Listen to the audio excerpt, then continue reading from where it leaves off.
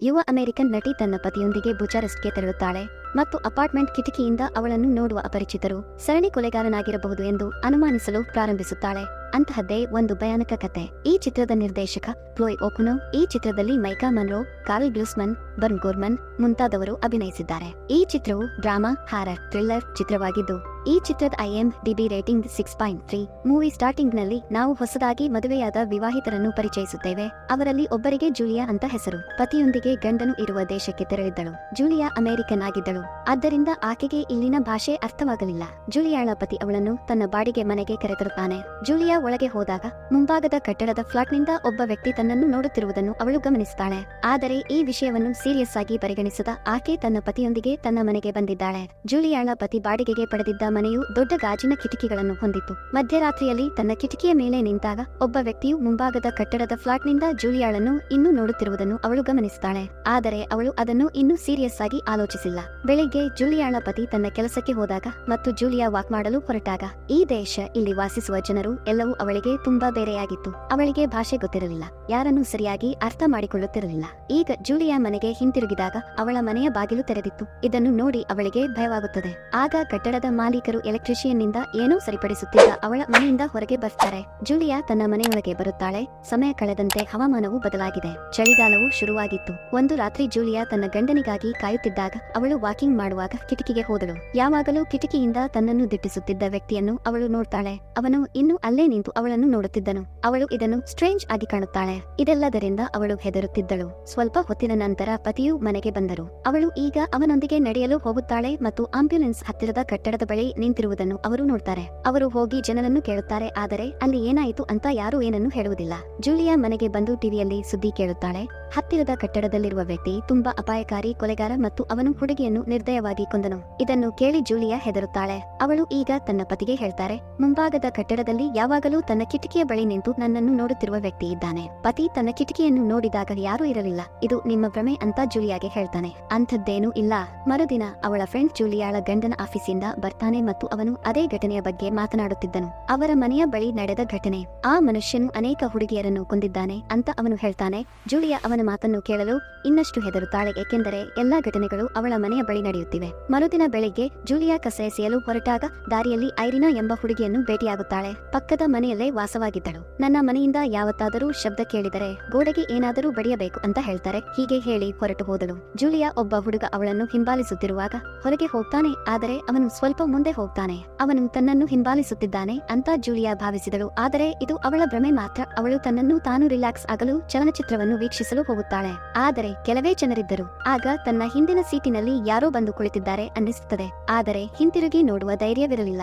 ಆದ್ದರಿಂದ ಅವಳು ನೋಡದೆ ಥಿಯೇಟರ್ನಿಂದ ಹೊರಬರುತ್ತಾಳೆ. ಇದರ ನಂತರ ಅವಳು ತನ್ನ ಮನೆಯ ವಸ್ತುಗಳನ್ನು ಖರೀದಿಸಲು ಸೂಪರ್ ಮಾರ್ಕೆಟ್ಗೆ ಹೋಗುತ್ತಾಳೆ. ಇಲ್ಲಿಯೂ ಥಿಯೇಟರ್ನಲ್ಲಿ ಹಿಂದೆ ಕುಳಿತಿದ್ದ ವ್ಯಕ್ತಿ ತನ್ನನ್ನು ಹಿಂಬಾಲಿಸುತ್ತಿದ್ದಾನೆ ಅಂತ ಅನಿಸುತ್ತದೆ. ಅವಳು ಬೇಗನೆ ಸ್ಟಾಫ್ ರೂಮಿನಲ್ಲಿ ಬೀಗ ಹಾಕ್ತಾಳೆ ಮತ್ತು ಗಾಜಿನಿಂದ ಅವನನ್ನು ನೋಡಲು ಸ್ಟಾರ್ಟ್ ಮಾಡ್ತಾಳೆ. ಆ ಮನುಷ್ಯನು ಅವಳನ್ನು ಸುತ್ತಲೂ ಹುಡುಕುತ್ತಿದ್ದನು. ತಕ್ಷಣ ಹಿಂಬಾಗಿಲಿನಿಂದ ಹೊರಟು ಜೂಲಿಯಾ ತನ್ನ ಮನೆಗೆ ಬಂದಿದ್ದಳು. ರಾತ್ರಿ ಊಟ ಮಾಡುವಾಗ ಈ ಘಟನೆಯನ್ನೆಲ್ಲ ಗಂಡನಿಗೆ ಹೇಳ್ತಾರೆ. ಕಿಟಕಿಯಿಂದ ನನ್ನನ್ನು ದಿಟ್ಟಿಸಿ ನೋಡುವ ವ್ಯಕ್ತಿ ಇಂದು ನನ್ನನ್ನು ಹಿಂಬಾಲಿಸುತ್ತಿದ್ದಾನೆಂದು ಅವಳು ಹೇಳ್ತಾರೆ. ಇದನ್ನು ಕೇಳಿದ ಆಕೆಯ ಪತಿ ಆಕೆಯನ್ನು ಸೂಪರ್ ಮಾರ್ಕೆಟ್ಗೆ ಕರೆದೊಯ್ದು ಅಲ್ಲಿ ಕ್ಯಾಮೆರಾದ ರೆಕಾರ್ಡಿಂಗ್ ಚೆಕ್ ಮಾಡ್ತಾರೆ. ಅದನ್ನು ನೋಡಿ ಜೂಲಿಯಾಳನ್ನು ಹಿಂಬಾಲಿಸ್ತಾನೋ ಇಲ್ಲವೋ ತಿಳಿಯುವುದಿಲ್ಲ.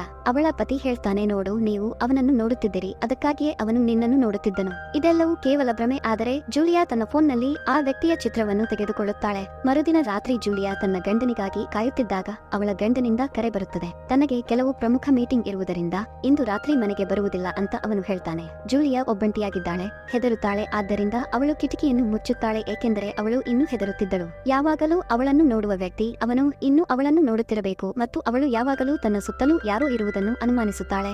ಆಗ ಯಾರೋ ಬಾಗಿಲು ಬಡಿಯುತ್ತಾರೆ. ಜೂಲಿಯಾ ಭಯದಿಂದ ಬಾಗಿಲು ತೆರೆದಳು. ಹೊರಗೆ ಒಬ್ಬ ಮುದುಕಿ ಜೂಲಿಯಾಳನ್ನು ಅವಳ ಭಾಷೆಯಲ್ಲಿ ತನ್ನ ಬೆಕ್ಕಿನ ಬಗ್ಗೆ ಕೇಳುತ್ತಿದ್ದಳು. ಆದರೆ ಅವಳಿಗೆ ಏನೂ ಅರ್ಥವಾಗುತ್ತಿಲ್ಲ.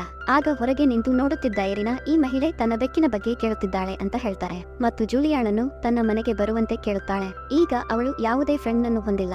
ಅದಕ್ಕಾಗಿಯೇ ಅವಳು ಎರಿನಾಳ ಮನೆಗೆ ಬರುತ್ತಾಳೆ. ಮದ್ಯಪಾನ ಮಾಡುವಾಗ ಒಬ್ಬರಿಗೊಬ್ಬರು ಮಾತನಾಡುತ್ತಿರುವಾಗ ಯಾರೋ ಎರಿನಾಳ ಬಾಗಿಲನ್ನು ತಟ್ಟುತ್ತಾರೆ. ಅವಳು ಹೋಗಿ ಬಾಗಿಲು ತೆರೆಯುವುದಿಲ್ಲ, ಆದರೆ ಅಲ್ಲಿ ನಿಂತಾಗ ಯಾರೊಂದಿಗಾದರೂ ಮಾತನಾಡಲು ಸ್ಟಾರ್ಟ್ ಮಾಡ್ತಾಳೆ. ಜೂಲಿಯಾ ಅವಳನ್ನು ನೋಡುತ್ತಿದ್ದಳು, ಆದರೆ ಎರಿನಾ ಯಾರೊಂದಿಗೆ ಮಾತನಾಡುತ್ತಿದ್ದಾಳೆಂದು ಅವಳು ಅರ್ಥ ಮಾಡಿಕೊಳ್ಳಲಿಲ್ಲ. ಅವಳು ಬಂದು ಕೋಪಗೊಂಡ ತನ್ನ ಫ್ರೆಂಡ್ ಅಂತ ಎಕ್ಸ್ಪ್ಲೈನ್ ಮಾಡ್ತಾಳೆ. ಅದಕ್ಕಾಗಿಯೇ ಅವಳು ಬಾಗಿಲು ತೆರೆಯಲಿಲ್ಲ. ನನ್ನ ರಕ್ಷಣೆಗಾಗಿ ಬಂದೂಕನ್ನು ಕೊಟ್ಟಿದ್ದಾನೆ. ಅವನು ಒಳ್ಳೆಯವನು, ಆದರೆ ಕೆಲವೊಮ್ಮೆ ಅವನು ಕೋಪಗೊಳ್ಳುತ್ತಾನೆ. ಸ್ವಲ್ಪ ಸಮಯದ ನಂತರ ಜೂಲಿಯಾ ಮನೆಗೆ ಮರಳಿದಳು. ಅವಳು ಬಂದು ಕಿಟಕಿಯ ಪರದೆಯನ್ನು ತೆಗೆದುಹಾಕಿದಾಗ ಆ ವ್ಯಕ್ತಿ ಅಲ್ಲಿಯೇ ನಿಂತು ಅವಳನ್ನು ನೋಡುತ್ತಿದ್ದನು. ಜೂಲಿಯಾ ಈಗ ತನ್ನ ಕೈಯನ್ನು ಬೀಸ್ತಾಳೆ ಮತ್ತು ಅವನು ಪ್ರತಿಯಾಗಿ ತನ್ನ ಕೈಯನ್ನು ಬೀಸ್ತಾನೆ. ಅವಳಿಗೆ ಈಗ ಈ ಬಗ್ಗೆ ಭಯವಾಯಿತು. ಗಂಡ ಮನೆಗೆ ಬಂದಾಗ ಎಲ್ಲವನ್ನೂ ಹೇಳ್ತಾರೆ. ಮಾರುಕಟ್ಟೆಯಲ್ಲಿ ಅವಳನ್ನು ಹಿಂಬಾಲಿಸುತ್ತಿದ್ದ ಅವನು ಅದೇ ವ್ಯಕ್ತಿ, ಆದರೆ ಅವಳ ಪತಿಗೆ ಆ ವ್ಯಕ್ತಿಯನ್ನು ಅನುಮಾನಿಸುವುದಿಲ್ಲ. ಅವನು ಇದು ಜೂಲಿಯಾಳ ಭ್ರಮೆ ಅಂತ ಅರ್ಥ ಮಾಡಿಕೊಳ್ಳುತ್ತಾನೆ ಮತ್ತು ಇದು ಅವಳ ಭ್ರಮೆ ಅಂತ ಅವಳನ್ನು ಶಾಂತಗೊಳಿಸುತ್ತಾನೆ. ಅದಕ್ಕಾಗಿಯೇ ಆಕೆಯ ಪತಿ ಈಗ ಪೊಲೀಸರಿಗೆ ಕರೆ ಮಾಡಿದ್ದಾನೆ. ಇದನ್ನೆಲ್ಲ ಕೇಳಿದ ಪೊಲೀಸರು ಆಕೆಗೆ, ಮೇಡಮ್, ಅದು ನಿನ್ನ ಭ್ರಮೆ ಮಾತ್ರವೇ ಆಗಿರಬಹುದು,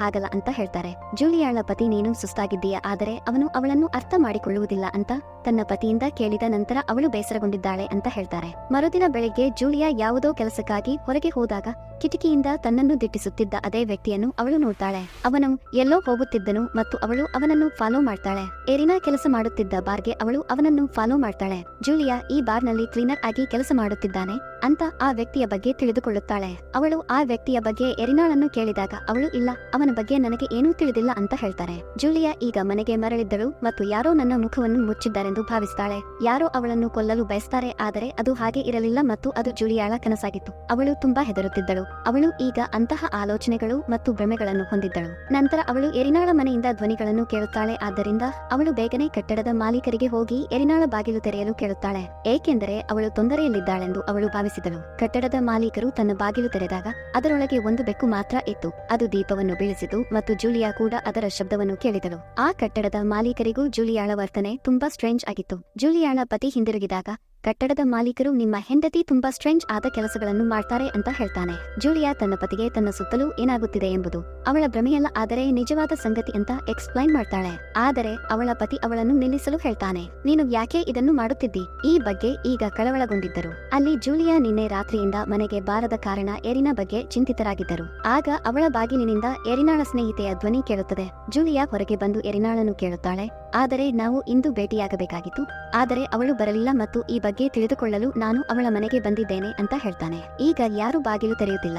ಅವಳು ಅವಳಿಂದ ಎರಿನಾಳ ನಂಬರಿಯನ್ನು ತೆಗೆದುಕೊಂಡು ಅವಳಿಗೆ ಕರೆ ಮಾಡ್ತಾಳೆ, ಆದರೆ ಅವಳ ಫೋನ್ ಅವಳ ಮನೆಯಲ್ಲಿತ್ತು. ಎರಿನಾಳ ಫ್ರೆಂಡ್ ಹೋಗುತ್ತಿದ್ದಾಗ ಜೂಲಿಯಾ ಅವನನ್ನು ತಡೆದು, ನನಗೆ ನಿನ್ನ ಸಹಾಯ ಬೇಕು ಅಂತ ಹೇಳ್ತಾರೆ. ಅವಳು ಅವನನ್ನು ಕಿಟಕಿಯಿಂದ ಜೂಲಿಯಾಳನ್ನು ನೋಡುತ್ತಿದ್ದ ಅದೇ ವ್ಯಕ್ತಿ ವಾಸಿಸುತ್ತಿದ್ದ ಕಟ್ಟಡಕ್ಕೆ ಕರೆದೊಯ್ದಳು. ಎರಿನಾಳ ಸ್ನೇಹಿತೆ ಬಾಗಿಲು ತೆರೆಯಲು ಕೇಳ್ತಾನೆ, ಆದರೆ ಯಾರೂ ಬಾಗಿಲು ತೆರೆಯಲಿಲ್ಲ. ಆದ್ದರಿಂದ ಅವನು ಅಲ್ಲಿಂದ ಹೊರಟು ಹೋದನು. ಈಗ ಜೂಲಿಯಾ ಬಾಗಿಲು ಬಡಿಯುತ್ತಾಳೆ.